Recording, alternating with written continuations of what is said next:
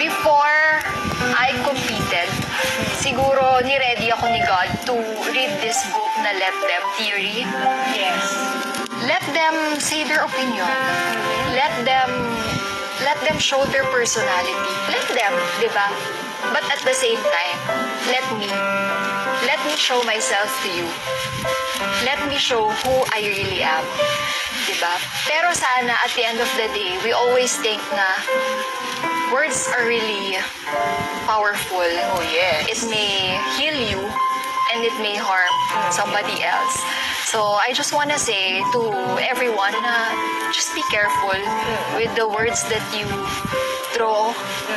Kasi hindi mo alam kung anong pinagdadaanan ng isang tao at hindi nyo rin alam kung gaano karami yung iniyak niya, kung gaano karami yung pagod, yung sakripisyo na binigay niya. Never discredit all those kasi you don't know the real story of the person. Tama.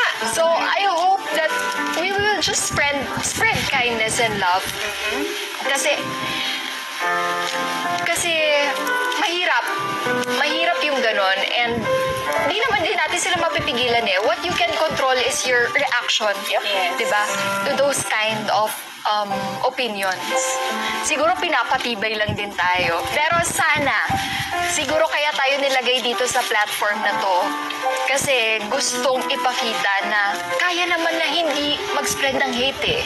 Kaya naman na magsuportahan na lang eh.